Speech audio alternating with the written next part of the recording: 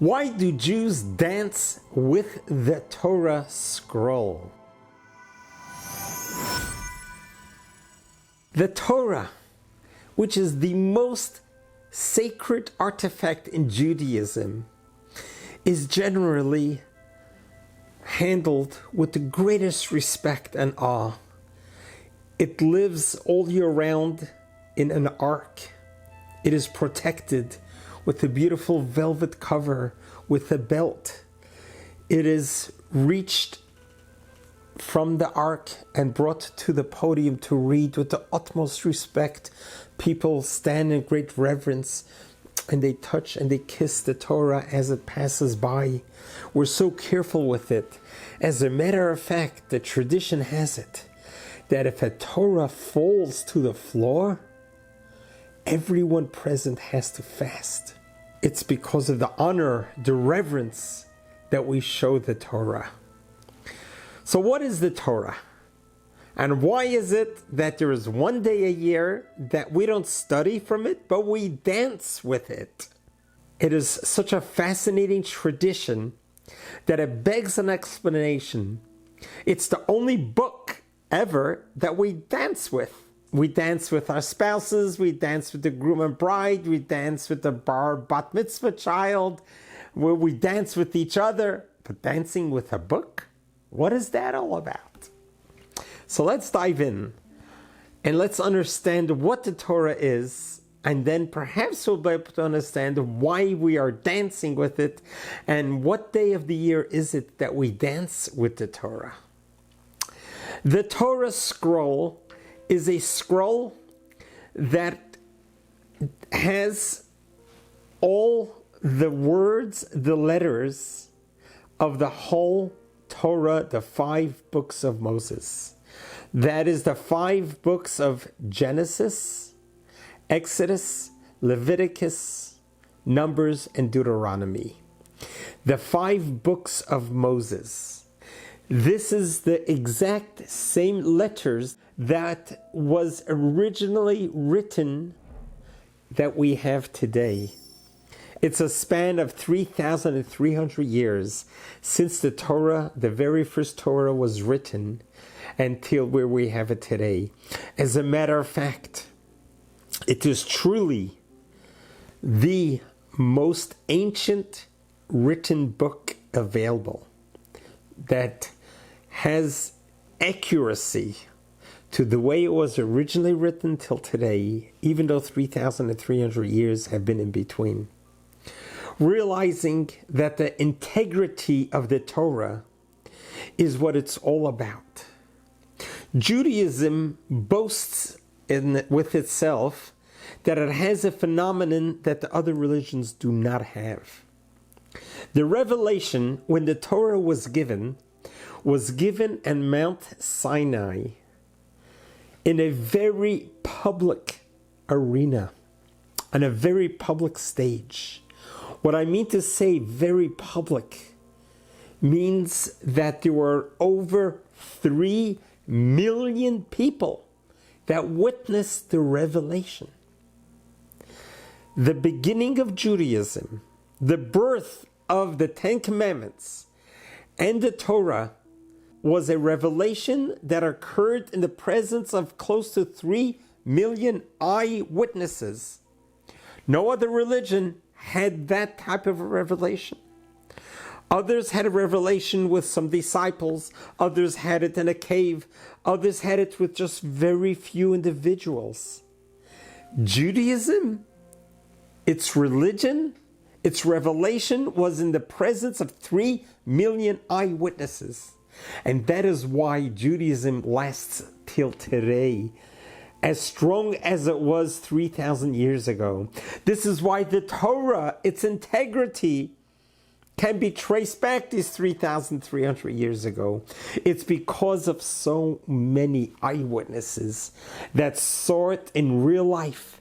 They saw God, they heard the commandments, and the Torah was preserved from all these generations, for all these years, till we have it today.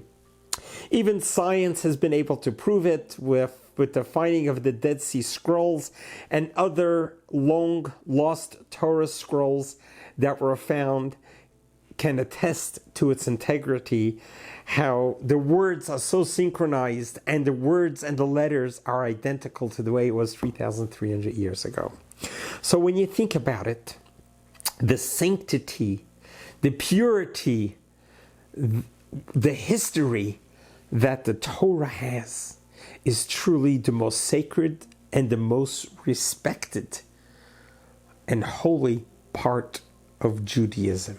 In order for a Torah to be kosher, it requires that the parchment that the Torah is written on can only be on parchment from a kosher animal. It cannot be written on any type of manufactured paper or any other material. It must be a natural hide and natural parchment. And then each parchment needs to be prepared in a specific manner. After the parchment is prepared, ready to be written on, it needs to be engraved with lines in a specific format so that the scribe can write it in a systematic, beautiful line. The ink needs to be of kosher ingredients. And the quill that you write the words needs to be a kosher quill. And the one who's writing it needs to be a certified, God-fearing scribe who is going to take the quill, dip it into the ink, and is going to write these most sacred letters that becomes a word, that becomes a paragraph, that becomes a portion, that becomes a book. There are 52 weeks in the year. Every week we read another portion from the Torah. When the scribe writes these letters, what's going on in his mind is the linkage that he is connecting all the ways to Moses. He's writing the exact same letters and words that was written by Moses in the Torah. So much so, in order for Torah to be kosher, the prerequisite is it needs to be complete. Every word must have the exact same amount of letters as in the original Torah. If a word is missing one letter, the Torah is not kosher. You cannot use it for any ceremonial purposes.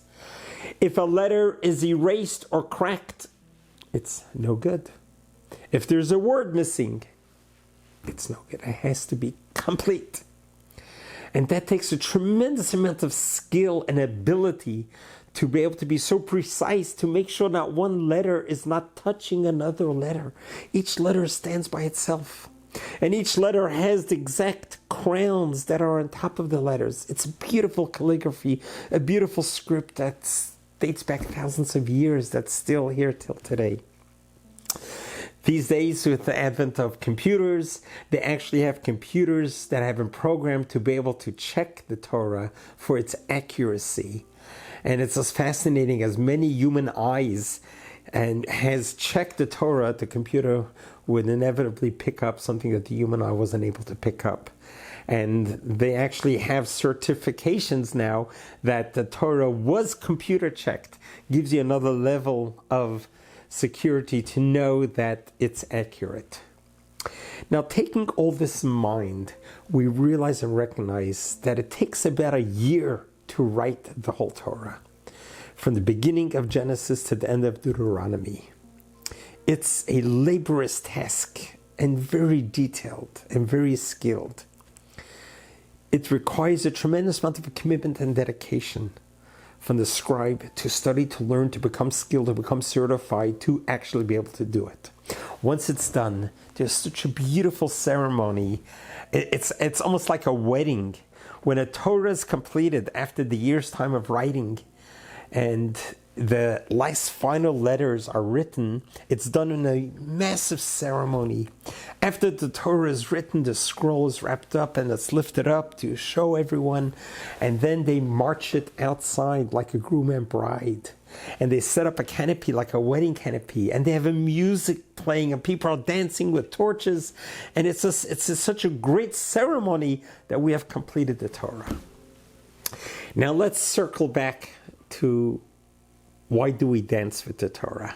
So now that you know what it takes to write the Torah and how important the Torah is and how valued it is and how sacred it is, how holy it is, you can understand the Torah was written to be a book that we study, we learn, we dive into, we delve into its depths. There's, according to the mystical world, there are 4 different levels of understanding the Torah. There's the simple face value, and then there is the what we can extrapolate from studying it, and then there is the hidden esoteric parts of the Torah. And then there is the insinuation, the remez, the hints, what the words are insinuating. So there are 4 different levels. Actually spells out the word in Hebrew, pardes, pshat, remesh, drush, sod, which means the orchard of the Torah. So the Torah is meant to be studied. It's meant to be dissected, to split the hairs, try to understand what is Moses trying to teach us here. And there's so much ink has been spilled on the books over the millennia of trying to understand the Torah that every year we learn more and we keep on learning more and more about the Torah. It's endless. That is what we do all year round. You need your mind, you need the ability to study, to appreciate the Torah. But there's one day a year that you don't need to have a mind to study. You don't need any experience to appreciate the Torah.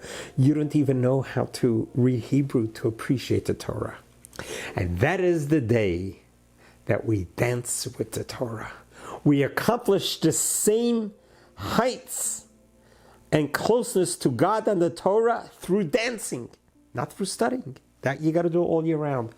But one day a year is when we dance with the Torah. What is that day? Well, the Jewish high holidays begins when humanity was created on Rosh Hashanah, the beginning of the Jewish year.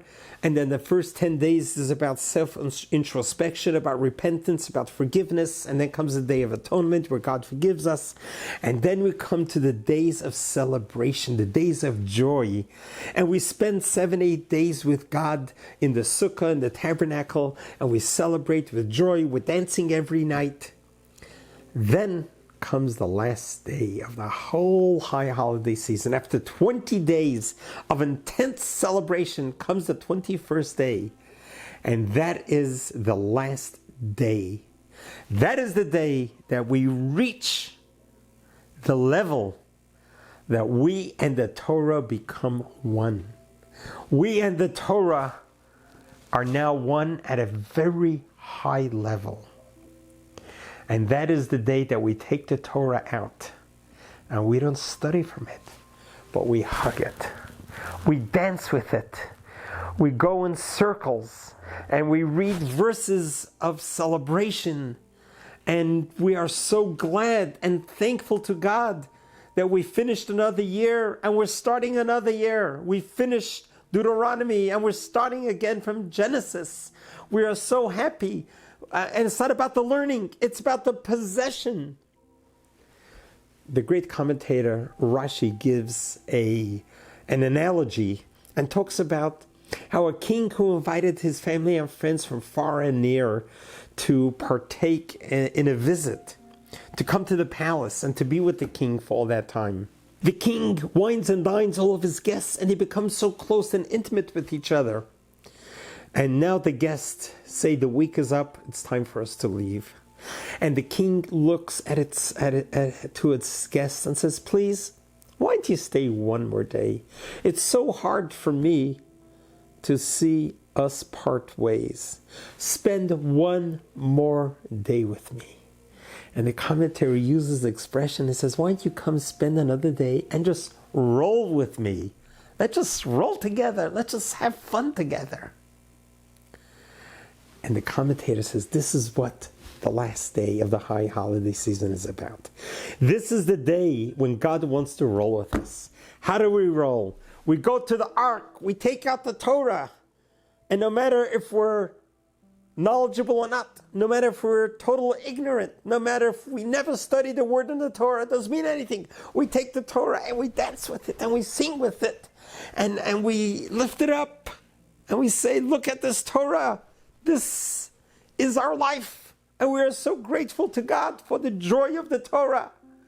And we dance with it, it becomes one with us. See, the Torah all year round is living in the ark. On Simchat Torah, the day that we dance with it, we take it out and we become the feet. Because the Torah have no feet. When we hold the Torah, we become the feet with the Torah. And we are able to dance with the Torah and realize this amazing gift of the Torah. It's one day a year that us and God are one. In a oneness that cannot happen all year round. And that's how we finish off the high holiday season. And this is why we dance with the Torah. We dance with the Torah with so much joy because it is close to our heart. And we realize it's what sustains us. It's what has preserved us throughout 3,300 years. And it's going to be with us until the end of time. But until then, we need to be happy. We need to dance. We need to be joyous and joyous with the Torah.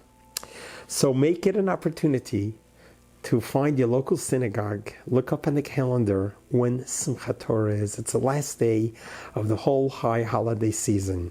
I guarantee you, any synagogue you open up the doors to, on this day, you would see a happy group of people.